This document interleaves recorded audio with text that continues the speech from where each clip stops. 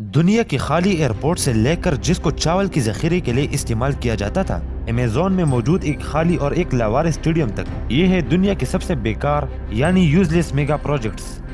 China abandoned ghost city. China 2000 کی دہائی میں ایک بہت بڑی اقتصادی طاقت کے طور پہ عروج میں آیا تھا اور اس ملک میں ریل اسٹیٹ کا کاروبار بہت زور و شور سے چلتا جا رہا تھا۔ پورے ملک میں میگا پروجیکٹ بنتے جا رہے تھے اور چائنا کے میجر سٹیز دنیا کے سب سے مشہور فلک بوز بلڈنگز کا گھر بن چکی تھی۔ تاہم یہ تمام منصوبے کامیاب نہیں ہوئے تھے۔ انفیکٹ چائنا نے بہت سارے ایسی سٹیز بنائے جس کی کنسٹرکشن پر اربوں کی لاگت آئی، لیکن زیادہ تر یہ سٹیز آج تک خالی پڑی ہوئی ہے۔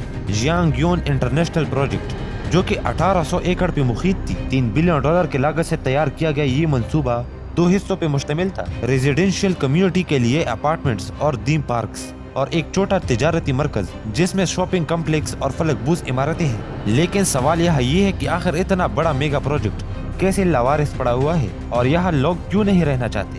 تو دوستو، جب پہلی بار اس میگا پروجیکٹ کو اناؤنس کیا گیا تو بہت ہی پوزیٹیو جوش و خروش تھا اور لوگ اس میگا پروجیکٹ میں انویسٹ کرنا چاہتے تھے۔ لیکن اس کے بعد ایسا کچھ ہوا جس نے ساری محنت پہ پانی پھیر دیا، جب سال 2014 میں تعمیراتی کام اچانک روک دیا گیا کیونکہ اس میگا پروجیکٹ کے پیچھے ریل اسٹیٹ کمپنی کو مقامی حکام نے زیر تفتیش رکھا ہوا تھا اور 2017 تک ان پر کرپشن کے الزامات ثابت ہو گئے اور مین ڈیولپر کو جیل میں ڈال دیا گیا، جس کے نتیجے میں پراپرٹی کی قیمتوں میں زبردست کمی دیکھی گئی اور اس کمپنی نے دیوالیہ ہونے کا اعلان کر دیا، جس کے بعد آج تک ہزاروں مکان مالکان اپنے گھروں کو منتقل نہ ہو سکی کیونکہ اس منصوبے کو حکومت نے ضبط کر لیا ہے اور آج ان عمارتوں کی حالت خراب ہونے لگی ہے۔ دیواری ایسی لگ رہی ہے جیسے ہزاروں سال پرانی ہے اور ایسا لگتا ہے جیسے کہ ایک گوسٹ سٹی ہو۔ یہ سٹی آج صرف اور صرف آوارہ جانوروں سے بھرا ہوا ہے، اس لیے یہ جگہ یوٹیوبرز کے لیے ایک ایڈونچرس جگہ بن چکی ہے۔ The world emptiest airport.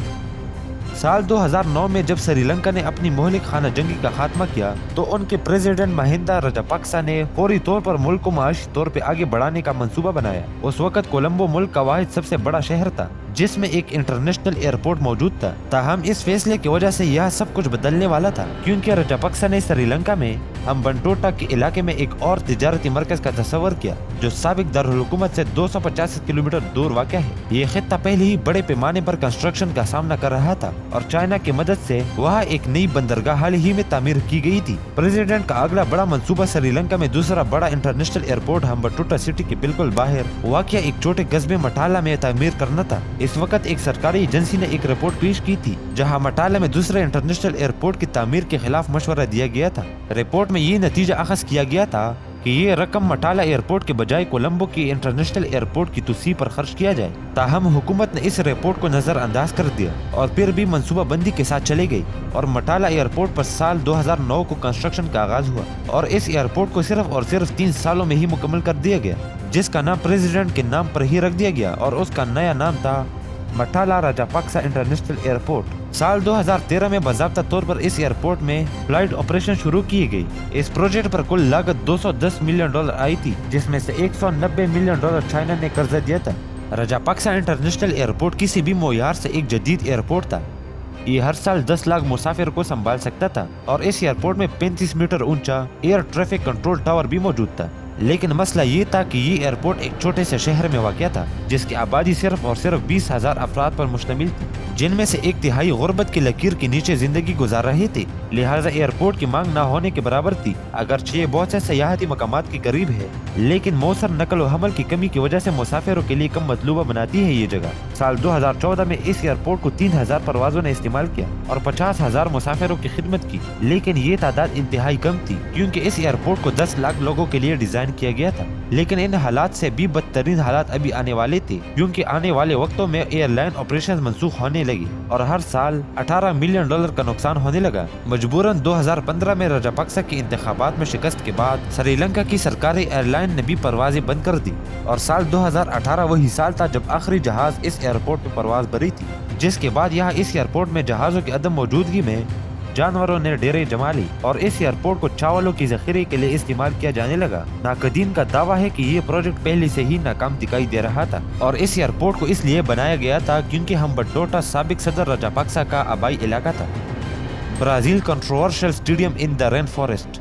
Brazil जिसने साल 2014 के फीफा वर्ल्ड कप की मेजबानी की थी, ताहम इस शो पीस इवेंट के लिए ब्राजील को बहुत ज्यादा तज़यीन व आराइश की जरूरत थी। इसलिए ब्राजील को मजमूई तौर पर 12 नए फुटबॉल स्टेडियम बनाने थे और कुछ पुराने स्टेडियम की रिनोवेशन करनी थी। इस बड़े मेगा प्रोजेक्ट पर मजमूई तौर पर $11 बिलियन की लागत आने वाली थी। इस बेपनाह लागत के बावजूद ये मुल्क पूरी दुनिया को इस खेल के लिए अपना जुनून दिखाने का मुंतजर था। लेकिन इस वर्ल्ड कप के लिए ब्राजील ने एक स्टेडियम बनाया था जिसका नाम था अरीना डे अमेजोनिया, जिसकी तामीर पर तकरीबन 4 साल लगे और इस पर कुल लागत $250 मिलियन आई थी। इस स्टेडियम की तामीर आसान काम नहीं था। मनाउस ब्राजील का 7वां बड़ा शहर है, लेकिन ये सिटी अमेजोन फॉरेस्ट के वस्त में वाक़या है। ये दूर दराज के मकाम तक सामान की बड़ी मिकदार को मुंतकिल करने में मुश्किल चैलेंजेस का सामना था। स्टेडियम की तामीर में इस्तेमाल होने वाले बहुत से मटेरियल्स पुर्तगाल से भेजे गए थे जो अमेजोन रिवर से गुजरते थे। इस पूरे सफर में 3 हफ्ते लगे, जिसकी वजह से तामीराती अमल ज्यादा महंगा हो चुका था। लेकिन इस प्रोजेक्ट के मसाइल बहुत ज्यादा गहरे थे। इतनी ज्यादा मेहनत और पैसा बहाने के बावजूद इस स्टेडियम ने सिर्फ और सिर्फ 4 मैचों की ही मेजबानी की थी। इन चंद गेम से हासिल होने वाली आमदनी वाज़ेह तौर पर खर्च के करीब भी नहीं थी। तो दोस्तों, आपको वीडियो कैसी लगी कमेंट में बता दीजिएगा।